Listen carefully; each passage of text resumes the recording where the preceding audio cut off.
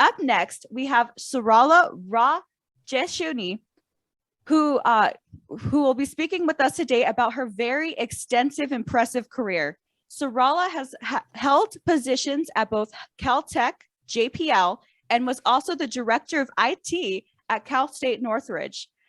Sarala is also a current is a Claremont Graduate University School of Management alumni. So as a fellow Drucker student, I would like to give a very warm welcome to Sarala. Sarala, please zoom in today. Well, thanks a lot. Thanks for that introduction. It was very wonderful. Thanks for this opportunity. So today, actually, I'll be sharing some stories from both my personal and professional life. So when I really look back about all this stuff, it really something very inspiring. So to start with, I want to make sure you all can see my screen. Yeah. Okay. Yep, we can see it. Thank you. Wonderful. So this is what my career journey began several years back in India. And one thing comes to my mind when I think, how was I able to do this? How did I cross the barriers? How could I overcome challenges? One thing and only one thing comes to my mind is the best way to predict the future is to create it. Peter Drucker, father of modern management, and I was always inspired by his quotes, his books, and his philosophy. So my journey began long time back, and there are the life lessons I learned when I was a child, and I carried with them, which actually helped me with everything I did. For me, having a balanced personal and professional life is very important, the holistic life approach. And from my experience and the lessons I learned, I felt like mindfulness, do everything with mindfulness, no matter what that is. And learn for learning's sake, no strings attached. Take challenges, don't worry about failures. And best of all, I love it. Keep the child in you alive. The more happy we are, the better off we are, and the people around us, and the things we do. So how did all this come? My first teachers who taught me this are my parents. My dad, he was president of Engineering Institute, a large institute in India, and he was a self-made man. He basically learned everything from scratch, and there were 5 families who were helping him to achieve this when he was young. So from him, I learned how to dream and how to chase my dreams. My mom, she was a very strong woman, and she taught me to be persistent, perseverant, and never look back, never question yourself. She always said, whatever you want, you can achieve. Keep going.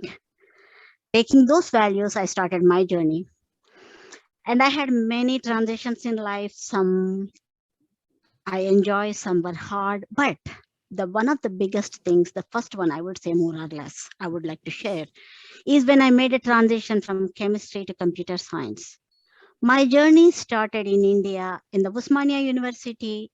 I graduated with physical chemistry, actually a PhD in physical chemistry. I was planning to go into medicine. I was doing the pre-med. I did not really enjoy it a lot. And I was very engineering minded. So I graduated with physical chemistry, and I started doing scientific research in an NSF funded project at Auburn University.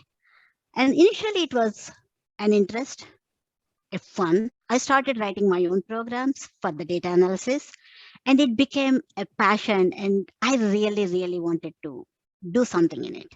That's where I went ahead and graduated with a computer science degree from Auburn University.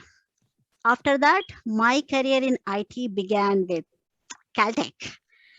And if you look on the right side, actually that is from the skecdc.com. Basically, it is the Southern California Earthquake Data Center. And all those little things you see, the red ones are, this is an interactive map. When you click on that, you see information about the earthquakes. The red ones are what happened in last one day, and then similarly in last 1 week, last month. So actually, like my role in this project was very interesting. It's a TriNet project. It is FEMA funded project, and it's a collaboration between. It was a collaboration between Caltech, USGS, and few other organizations. So from here, actually, my role was to manage the data-based systems. We have real-time systems on the fields capturing the data. And then we have to parse that data, write it to the database, replicate it instantaneously, and spread it through all the systems through US and everywhere else. This was a very interesting project I worked on, and Caltech was a part of this seismic network. We were Southern California, Berkeley, and others for the Northern California. So basically, the goal was to have everything in one place available for everybody. And the best thing was Kate, who was the communication front end for this. If there is an earthquake, she was on the news, and she was my neighbor. And watching all this was a lifetime experience, I would say. From there, every time actually I was at Caltech, every year JPL had this open day. We used to go as a family.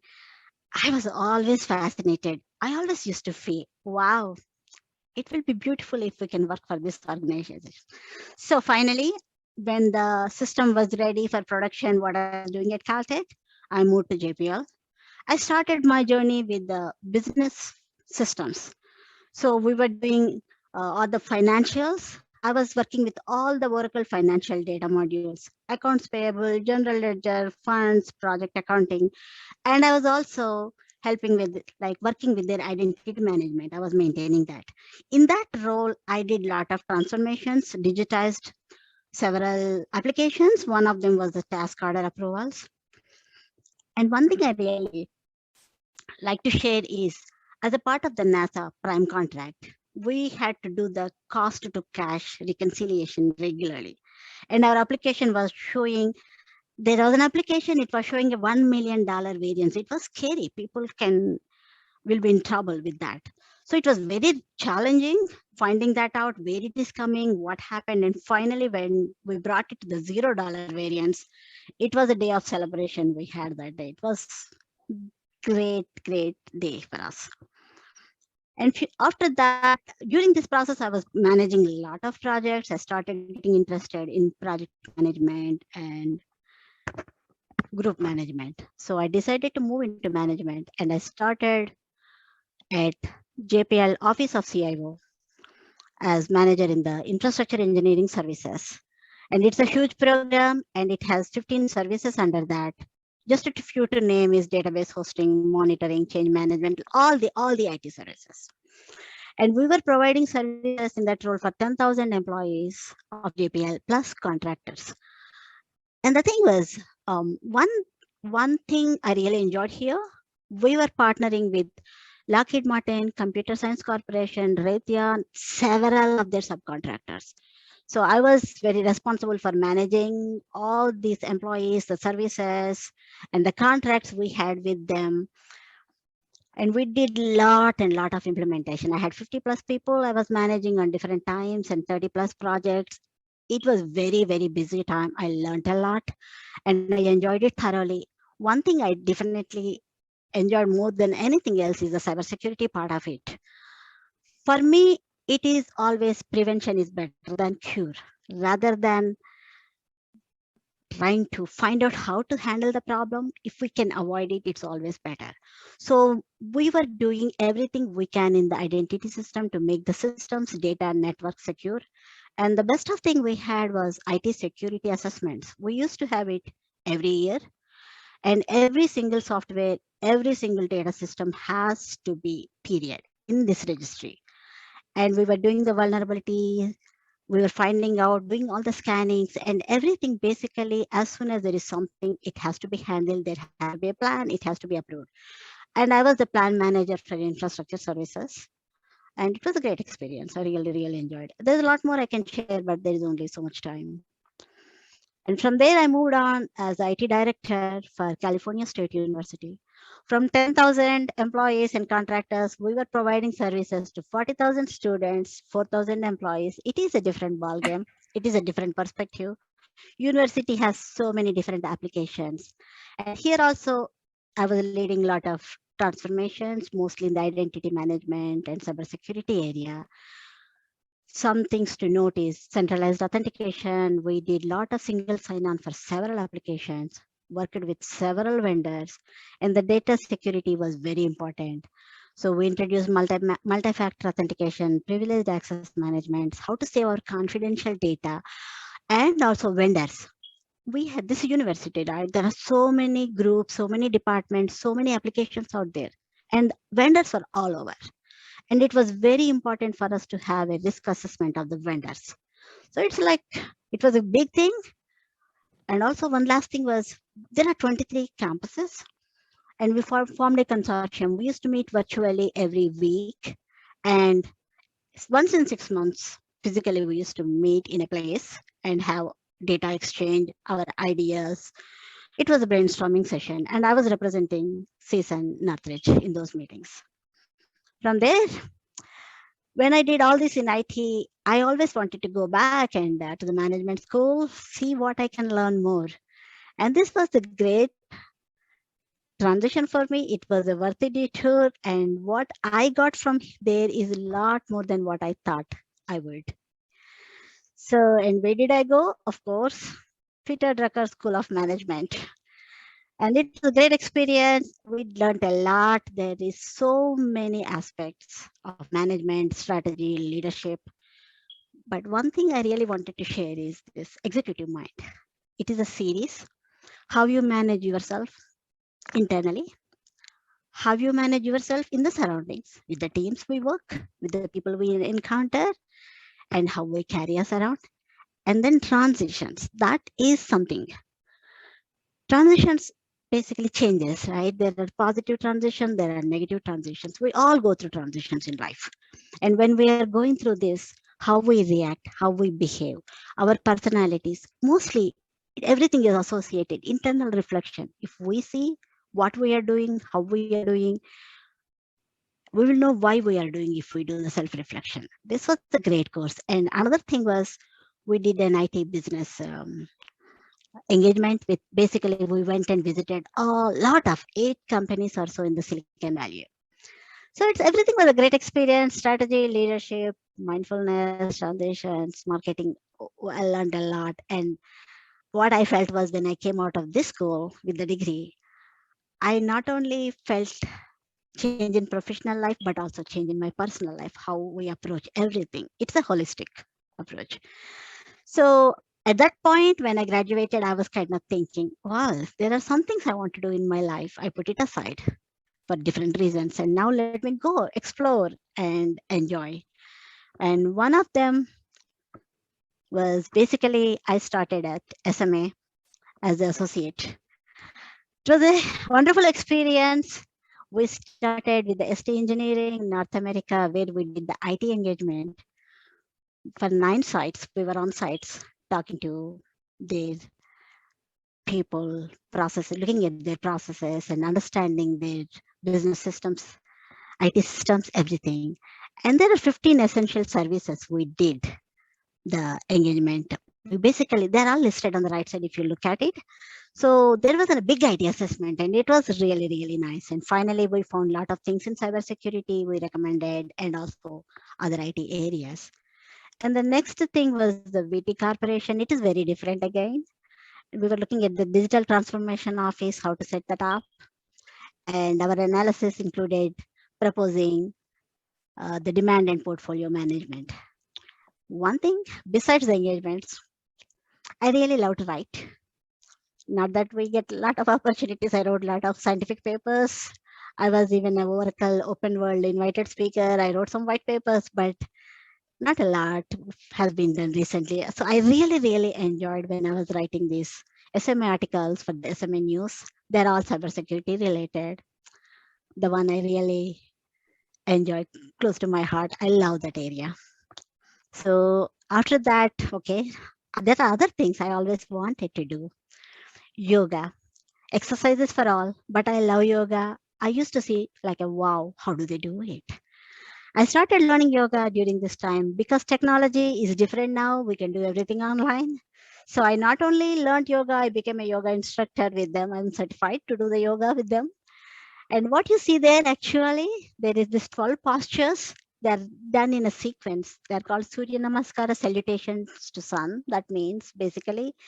But the thing is, this is done in rounds. And on the Yoga International Day, which is 21st June, I think, our goal is to do 108 of them with hundreds of people. We'll see how it goes. But it is something exciting. And then I love music as a hobby. I learned a lot of Indian music, classical music when I was in college, and I started connecting, started learning again, taking classes regularly. The third one is the mentoring and coaching. This started actually, I always loved mentoring and coaching. Give the best to others we can, share our experience, learn from others. That is what I always liked, especially at JPL. I think it really helped me when I was working with so many people, projects, and everything. I came across a lot of different personalities, people. Especially one team I would like to talk about is the team had several people, different skills. They were all great, amazing personalities, amazing way. They're very intelligent, but there is something lacking. There was not harmony. Things were not working out. They were not delivering anything. So when I came as a manager for that organization, this team was reporting to me. So first thing I looked at the team, talked to everyone, and then figured it out what the issues were, and actually looking into the principles of enhancing the performance, like forming, norming, forming, storming, norming, performing. That team was amazing. The next year they got best team of the award.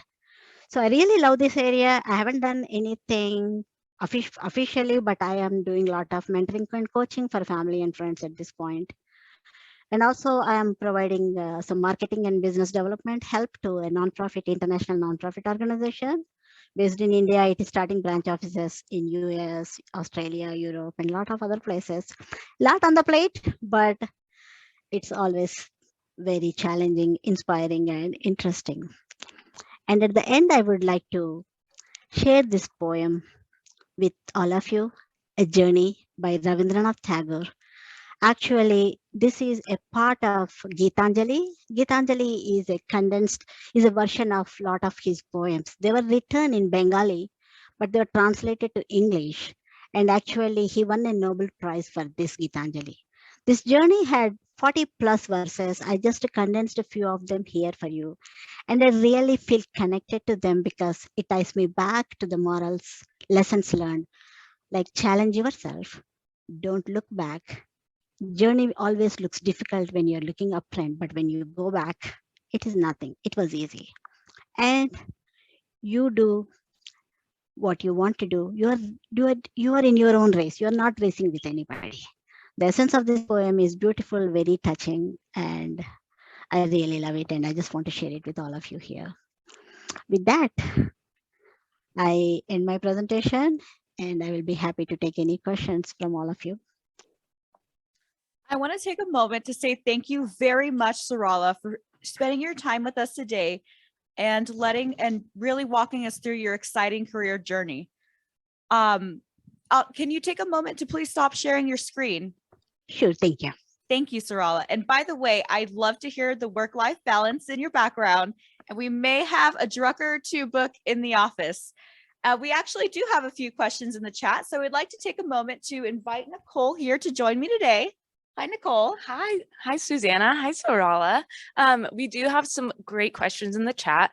First off, what was it like to be at JPL, especially as cyber threats exponentially increased? You know what? That is a great experience at that time. What we had, you are right. There are threats everywhere. In fact, we hear on the news, we see what's happening. But actually, if you really look at your systems, there are small threats all the time happening. So for us, it is always my approach. Like I said, prevention is better than cure. If you can keep your systems up to date, if you can keep your software up to date, and all the systems are patched, and vulnerabilities are determined right on time and addressed right on time, that really helps us a lot. So that's where the IT security plan I was referring to really was a savior for us. And I love it. It's scary. We always worry something might happen, but again, we're always prepared for it. Okay, another one, and this is about Drucker. So your MBA is from Drucker. How has Drucker's teaching influenced your career? Drucker's teachings really brought me to the next level. I managed several people, several projects. I always thought I did a good job, and my bosses always give me good feedback. But again, there are always some loose ends. Wonder why, like, could or should I have done this way? Or maybe there is a better approach. Or maybe if I had done like this, I would have saved more time. So it's all this we are learning from experience, watching others and my own experience. And Drucker School, one thing I loved is the case studies we used to do. We learned a lot, and all the philosophies, and especially Drucker books, great books of Drucker, learned a lot from that. But applying all those principles, it helped me both personally as well as professionally. And I'm much better leader now than what I was earlier, I would say, for myself.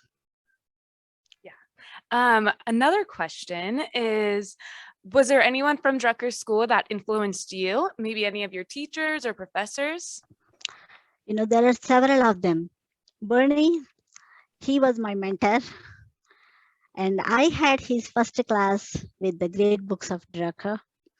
And coincidence was that my first semester taking the class, and it was like great experience. I used to sit and watch him talk about Drucker, and every week we were reviewing a book throughout the semester.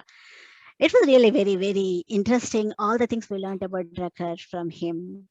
I was always a Drucker fan. I became more, I would say. So Bernie was definitely was my mentor, and he was there for me throughout my journey. There are a lot of other professors I really liked, enjoyed a lot.